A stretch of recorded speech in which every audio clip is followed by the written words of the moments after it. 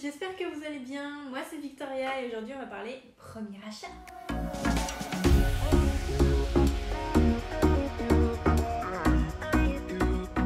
va boire son petit thé.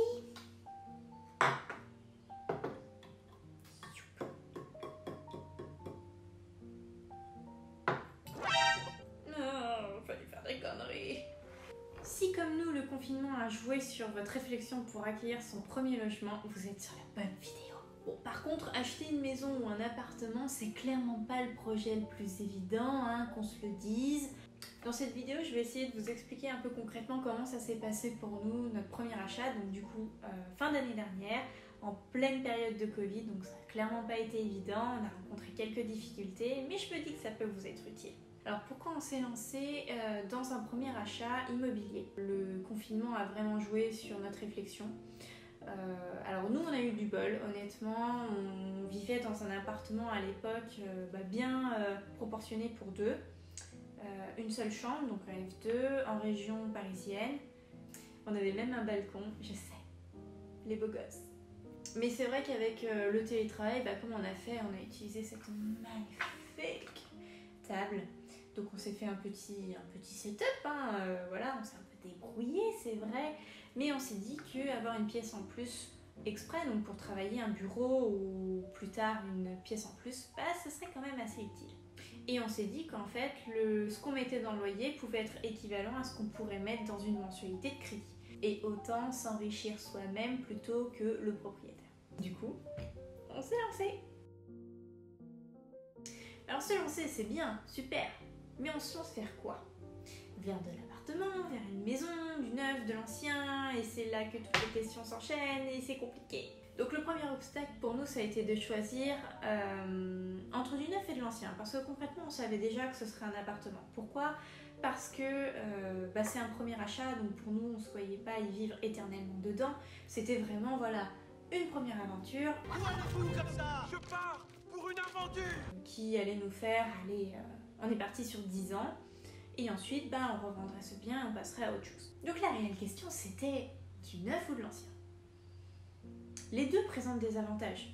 Moi, personnellement, je préfère tout ce qui a trait à l'ancien. Je trouve que ça a vraiment une âme, ça a un cachet que le neuf n'a pas. Mon compagnon, par contre, était beaucoup plus tourné sur le neuf. C'est un peu un Tony Stark dans l'âme, il aime bien tout ce qui est un peu nouveauté, technologie. Assez rapidement, finalement, on s'est quand même tourné sur de l'ancien.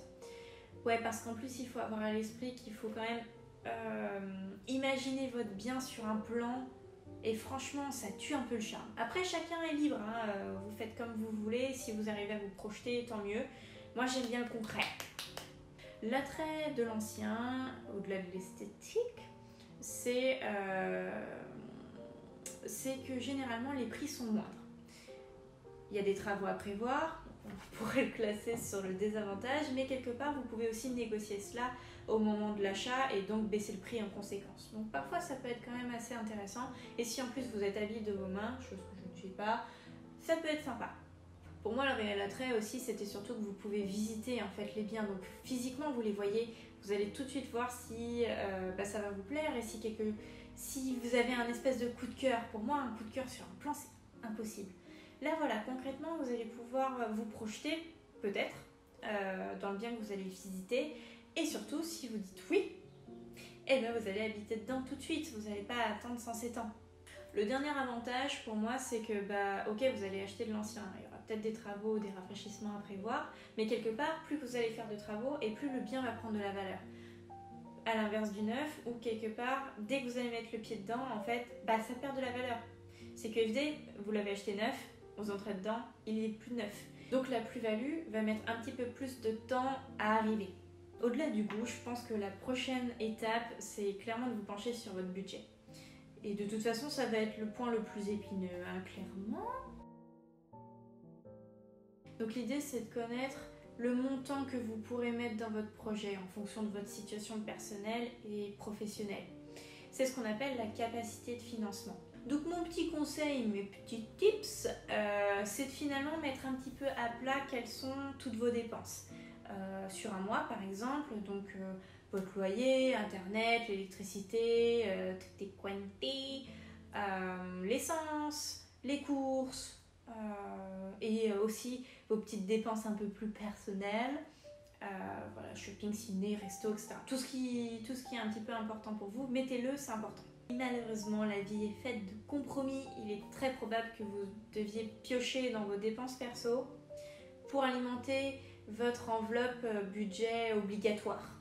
Ça va vous donner à peu près un montant jusqu'à où vous souhaitez aller, tout en maintenant en fait un style de vie qui vous convienne. L'idée, c'est pas de manger des pâtes Panzani H24 ou de plus jamais aller voir un bon film au cinéma, parce que ça, le banquier, il en a rien à faire. À côté du montant que aujourd'hui vous êtes capable de mettre, il va falloir aussi réfléchir à la question épineuse de l'apport. Alors clairement, la partie apport, ça a été un peu folklore. Ouais, parce que si comme nous, vous êtes des jeunes, je fais jeune parce que genre ok, j'ai une gueule de bébé, mais j'ai des cheveux blancs au crâne, donc du coup c'est un peu contradictoire. Dans l'œil du banquier, un jeune, c'est quelqu'un qui finalement n'a pas pu mettre beaucoup de côté, ou à la mesure du possible, hein. On connaît les gratifications de stagiaires ou d'alternants. Mais voilà, concrètement, l'apport il n'est pas mirobolant quand on est jeune. Il y a des aides financières qui existent. Je ne vais pas forcément rentrer dans les détails, hein. On arrive presque sur de la fiscalité, etc. Et franchement, j'ai pas du tout bu assez de thé pour ça. Mais en gros, ça va vous donner accès à des conditions d'emprunt plus favorables et à des avantages fiscaux. Il y a aussi le prêt Action Logement qui existe et qui a été anciennement appelé le 1% logement. Là, il s'agit en fait d'un prêt complémentaire pour les salariés à faible taux et qui va être constitutif d'apport. Grâce à tous ces éléments un peu barbares et avec des noms bizarres, on ne comprend pas tout, ça va vous permettre en fait d'effectuer des simulations sur internet. Gratuite et très rapide. Honnêtement, j'en ai utilisé pas mal et ça m'a donné en fait un ordre d'idée de ma capacité d'emprunt. À côté de la simulation sur internet, vous pouvez aussi consulter votre banquier ou votre banquière si vous avez de bonnes relations avec lui ou elle. Mais si et seulement si vous n'avez pas recours à ce qu'on appelle un courtier, c'est une personne qui va effectuer en fait les négociations à votre place auprès des banques. Et si vous allez voir votre banquier en amont, en fait vous lui fermez une porte et il ne va pas pouvoir négocier pour vous auprès de votre banque, ce qui est un peu dommage. Pensez-y avant, du coup. It's up to you, comme on dit. Moi, personnellement, j'aime bien faire les choses toute seule, tenir un peu les rênes. J'avais de très bons rapports, en fait, avec ma banquière, et du coup, ce que j'ai fait, c'est que j'ai appelé d'autres banques à côté pour effectuer des simulations, voir avec elles ce que je pouvais prétendre si je changeais de banque, et derrière, en fait, retourner voir ma banquière et dire « Miss, j'ai des propositions intéressantes dans d'autres banques, est-ce que tu peux t'aligner ?» commerciale. J'ai également eu recours du coup à Action Logement. Préparez-vous à appeler plusieurs fois l'organisme. Faut un peu de patience. Mais on finit par y arriver et c'est quand même constitutif d'apport, donc ça a été quand même un gros argument auprès de ma banque. Voilà, on a quand même accès à une certaine somme que je n'avais pas en apport personnel. Donc c'est intéressant. Bon, tout ça c'est très sympa. Maintenant on a un chiffrage, on sait qu'on peut prétendre à pas mal de sous ou pas en fonction de votre situation. Qu'est-ce que vous allez faire maintenant ? Maintenant on attaque un peu la période un peu rigolote. On rentre ces critères de recherche sur les divers sites qui existent. Moi j'ai utilisé quoi ? J'ai utilisé seloger.com, hein, clairement, les sites des agences immobilières les plus connus et bien ici. Et là, on fait entrer. Et on se rend compte qu'il n'y a rien. Nada. Zéro. La cata. On se dit, qu'est-ce qui se passe ? Il n'y a pas de bien, les gens ils partent plus, qu'est-ce qui se passe ? La cata. Et c'est là l'étape un peu importante et qui est compliquée, c'est de se fixer des critères. C'est pas vraiment de se dresser une liste de critères et de voir qu'il n'y a rien qui correspond, c'est sûr. Mais c'est fondamental, honnêtement. De notre côté, une fois qu'on a eu un peu tous ces éléments, qu'on a eu ce chiffrage-là et qu'on s'est lancé dans nos recherches, clairement, là où on habitait à l'époque, c'était impossible pour nous, pour notre situation, d'avoir un appartement ancien selon les critères qu'on s'était définis. Donc, qu'est-ce qui s'est passé ? On a dû revoir en fait notre liste de critères et d'établir des critères rédhibitoires. Le truc essentiel. Il faut vraiment que vous réfléchissiez sur ce qui est fondamental dans votre recherche et ce qui doit y avoir dans le bien que vous allez visiter. Parce que franchement, vous allez perdre votre temps sinon. Vous allez visiter plein de lieux, vous allez vous disputer, ça se trouve, avec votre partenaire. Pourquoi? Parce qu'en fait, personne n'est d'accord sur les critères. Donc mettez-les noir sur blanc, faites une liste de ce qui est réellement important. Pour nous, du coup, la région, c'était pas possible. Là, du coup, qu'est-ce qu'on a fait? On a changé de secteur, en fait. Donc du coup, en critères rédhibitoires, ça a été le temps de trajet, la zone, les types de transport et la proximité surtout avec ces transports-là. On ne voulait pas utiliser la voiture pour aller travailler, par exemple. Bien sûr, sentez-vous libre de mettre les critères que vous voulez et je pense que les agences vous jugeront jamais sur vos critères. Si pour vous, avoir une baignoire, c'est essentiel, comme moi, et ben voilà, honnêtement, ça vous regarde. Chacun ses critères. Nous, c'est vrai qu'à posteriori, on a fait une dizaine de visites et honnêtement, on tombait quand même rarement d'accord l'un et l'autre sur le ressenti qu'on pouvait avoir pendant la visite et les critères étaient là pour objectiver un peu nos réponses.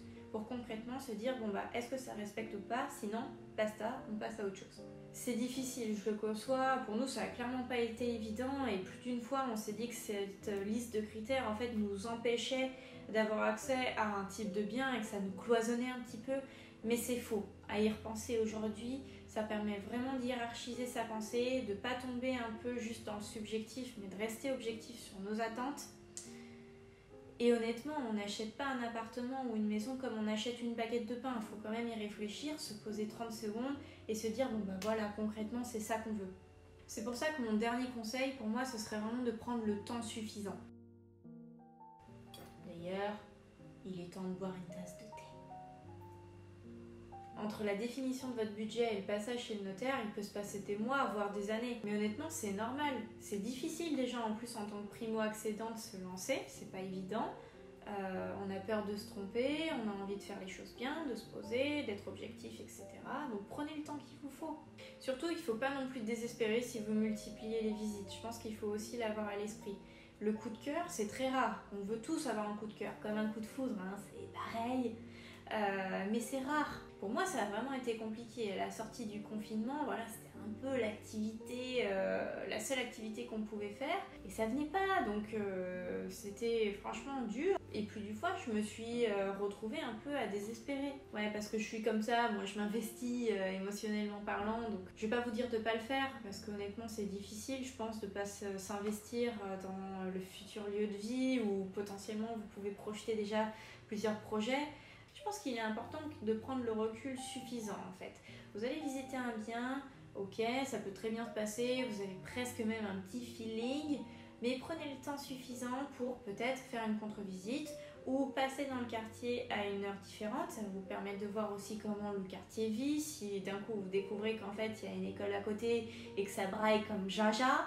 Après attention, chaque situation est unique, hein, bien sûr. Par exemple, moi je vous dis de prendre le temps. Si je raisonne avec cet appartement, ça s'est pas tout à fait passé comme ce que j'ai expliqué. Concrètement, comme j'ai dit, nous on a eu une dizaine de visites, un peu le moral dans les chaussettes, hein. À un moment donné, je continue à scroller comme une folle seloger.com, je crois, et l'annonce de cet appartement finit par tomber. Elle venait d'être publiée. Et là, je sais pas, c'est peut-être le désespoir, mais honnêtement, les photos m'ont franchement convaincue. J'ai presque eu un coup de cœur rien que sur les photos. Et j'ai dit à mon compagnon, faut qu'on aille le visiter, tout de suite. Et j'ai littéralement harcelé l'agent immobilier. On arrive à cette fameuse journée, alors je vous passe les détails, vient notre tour, et c'est le propriétaire qui nous fait faire la visite avec l'agent immobilier, ce qui a priori était la première fois de la journée puisqu'il sortait du boulot. Et là, l'appartement était exactement comme je l'imaginais, exactement comme sur les photos. Et là, pour le coup, j'ai vraiment eu c'est vrai, un coup de cœur. Je me voyais vraiment dans chacune des pièces, je ne voyais pas les défauts. Ça a été vraiment magique comme moment. Et on a décidé de se lancer. On était prêts, cet appartement répondait exactement aux critères. Donc en étant carrément sur place, on a dit au propriétaire et à l'agent, banco, on y va, on fait une proposition au prix. On a ouvert la bouteille de champagne, on a fêté ça comme si c'était acquis. On en est à rédiger la promesse et là, l'agent nous rappelle et nous explique que 2 autres personnes déposent également une offre sur ce bien. Donc moi, je ne le savais pas. Je je vous le dis, mais c'est pas le premier arrivé, premier servi, en fait. En fait, ce qui se passe, c'est que les offres faites sur la totalité de la journée sont en fait prises en compte par le propriétaire et par l'agence. Donc je me décompose, c'était la cata, je me suis dit ça y est c'est mort, ça va pas le faire, en plus l'une des deux personnes c'était le couple juste avant, enfin bref, c'était la cata, j'ai pleuré, enfin voilà, tout ce que je vous ai dit de pas faire, de pas vous investir, bref. Et finalement, magie, le propriétaire en fait a eu un réel coup de cœur pour nous, comme il n'avait vu que nous durant cette journée-là. En fait, il a vachement accroché avec notre projet, notre façon de voir l'avenir dans cet appartement. On a un petit peu parlé avec lui, échangé. Il s'est reconnu en fait en nous. Il était exactement à la même situation quand il a acquis cet appartement. Et du coup, banco, il a accepté notre dossier. Donc ça paraît un peu contradictoire avec ce que je vous ai dit, mais en fait non. Pourquoi ? Parce que en fait, ce qu'il faut savoir, c'est que vous avez 10 jours de rétractation possible quand vous signez le compromis. Donc là, on n'était même pas là. Même pas au compromis, je crois que c'était la semaine d'après. Mais en fait, pendant ce temps-là, la promesse, elle peut être cassée si finalement vous découvrez qu'il y a un problème. Vous n'avez pas eu encore le diagnostic de l'appartement, le règlement de copropriété ou les conditions même de gestion de la copropriété et ça peut en fait ne pas vous convenir après coup. En plus, nous, on a fait une contre-visite, je crois, 2 jours après, donc le week-end qui suivait avec mes parents, avec mon père notamment. Et franchement, je vous invite à en faire de même parce que vous avez peut-être eu des paillettes dans les yeux et vous n'avez peut-être pas vu en fait tout bêtement les défauts. Sur les murs, sur l'électricité. Moi, j'y connais rien en plus, donc c'est des choses qu'il faut quand même avoir à l'esprit. Donc c'est important quand même de revenir après, d'avoir un second avis a posteriori. Après, comment ça se passe ? Après la signature en fait du compromis, cet acte en fait vous engage. Il vous engage vous, mais il engage aussi le vendeur. Pourquoi ? Parce qu'il vous promet en fait de vous céder le bien. Et vous, derrière, vous promettez d'acquérir ce bien en fonction d'un certain nombre de clauses suspensives, notamment sur votre possibilité d'emprunt. Parce que, ok, la banque vous a fait une super simulation, etc. Mais derrière, vous pointez, vous dites, ok, faites-moi le même papier. Vous savez, c'est comme un peu voyage privé où on vous attire avec une super offre et derrière, vous retrouvez rien. Et après, vous cliquez sur les trucs et en fait, ça correspond pas au prix. Donc là, je peux vous dire qu'on fait un peu d'huile de noix, quoi, comme on dit. C'est également à ce moment-là que vous allez effectuer un dépôt de garantie, donc une mise sous séquestre, qui correspond environ à 5 à 10% du prix du bien. C'est une assurance pour le vendeur. Et c'est là où vous dites que la période la plus stressante est passée, donc c'est bon, on peut partir en vacances pépère. Non. Non.